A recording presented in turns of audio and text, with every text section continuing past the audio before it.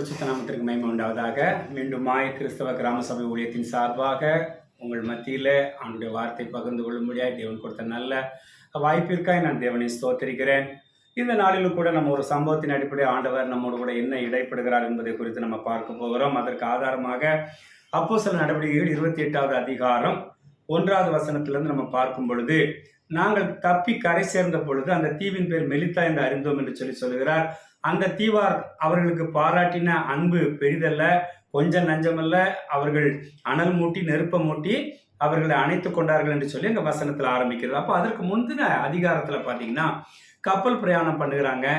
அங்கே பவுலுடைய ஆலோசனை கேட்காதபடினாலே கப்பல் பெரிய சேதத்திற்குள்ளாகிறது.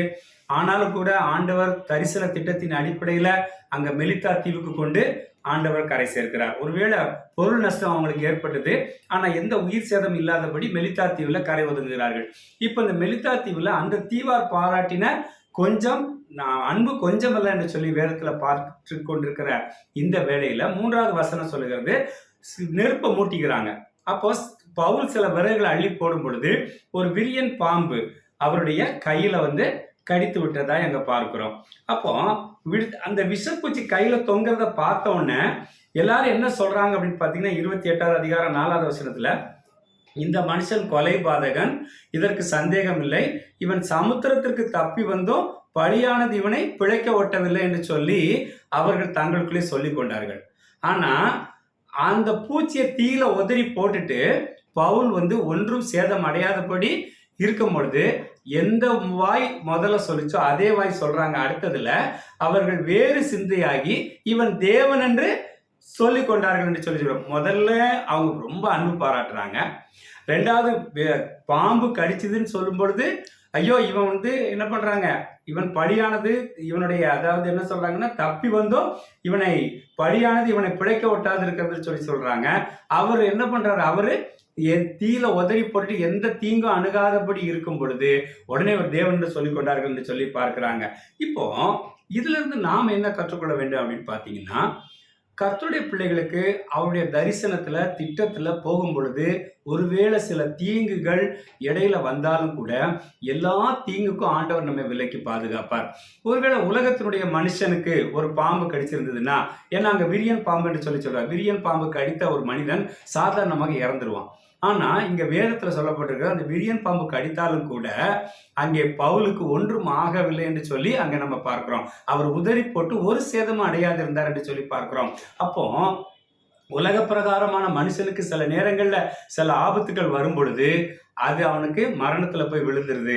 ஆனால் தேவ தரிசனம் பெற்ற பவுலை போன்று இருக்கிறதான உங்களுக்கும் எனக்கும் சில இடைஞ்சல்கள் அல்லது சில தீங்குகள் வந்தாலும் கூட எல்லா தீங்குக்கும் உன்னை விலக்கி பாதுகாப்புன்னு சொன்ன அந்த வசனத்தின் அடிப்படையில ஆண்டவர் தீங்குக்கு விலக்கி பாதுகாக்கிறார். அது மாத்திரமல்ல, ஏன் நம்மளை விலக்கி பாதுகாக்கிறான்னு சொல்லி பார்க்கும் பொழுது அந்த தீவுல அங்க புபிலியினுடைய தகப்பன் ஜுரத்தினால ரொம்ப என்ன பண்றாரு, அவர் இரத்த பேதியினாலும் வருத்தப்பட்டு கிடக்கிறார்.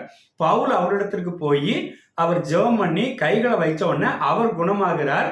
இதை நடந்த பின்பு தீவிர இருந்த மற்ற வியாதிக்காரரும் குணமாக்கப்பட்டார்கள். அவர்கள் எங்களுக்கு அநேக மரியாதை செய்து நாங்கள் கப்பல் ஏறி போகிற போது எங்களுக்கு தேவையானவர்களை ஏற்றினார்கள் என்று சொல்லி வேதத்துல வாசிக்கிறோம்.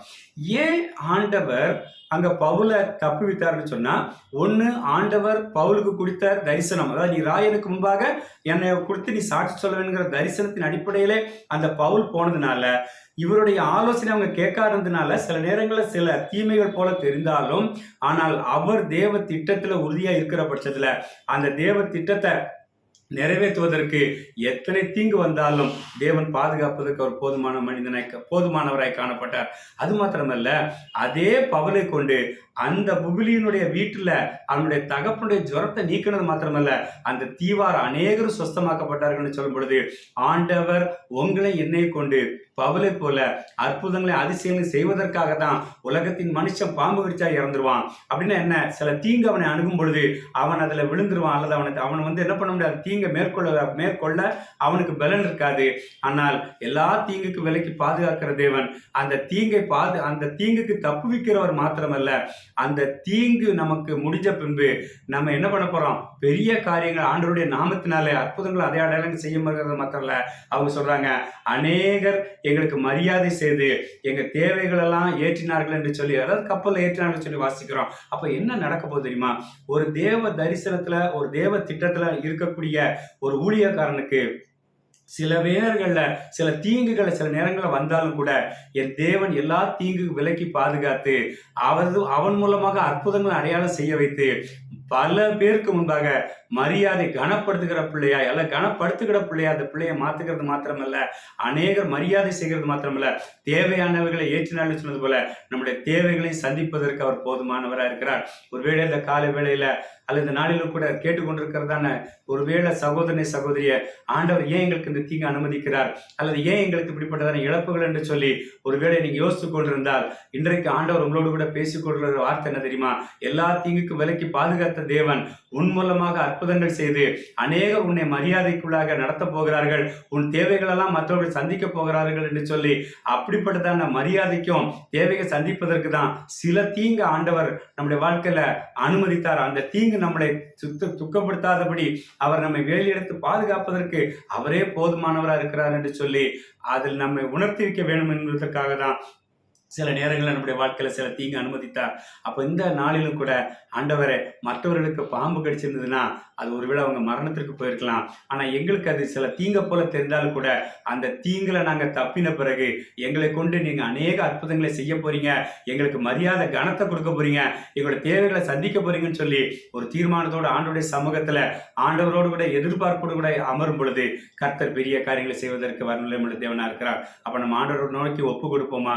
ஆண்டவரத்துல சொல்லுவோமா, ஆண்டவரே தீங்கு எங்களை துக்கப்படுத்தாதபடி எங்களை விலக்கி பாதுகாத்தணும்னு சொல்லி யாவே சொன்னது போல இந்த நாளில் கூட ஆண்டவரே எல்லா தீங்குக்கு எங்களை விலக்கி பாதுகாத்துக் கொள்ளுங்கன்னு சொல்லி ஜெபம் பண்ணும் பொழுது ஆண்டவர் விலக்கி பாதுகாக்கிறது மட்டுமல்ல, ஆண்டவர் பெரிய காரியங்களை செய்ய போகிறார். நம் மூலமாக ஆண்டவர் அநேகர் வியாதிஸ்தர்களுக்கு சுரகமாக போகிறார், அநேகர் நம்மை மரியாதை செய்ய போகிறார்கள், அநேகர் நம்முடைய தேவைகளை சந்திக்க போகிறார்கள். அப்ப எல்லாரும் கண்களை மூடி ஆண்டுடைய சமூகத்தை நம்ம நோக்கி பார்ப்போம்.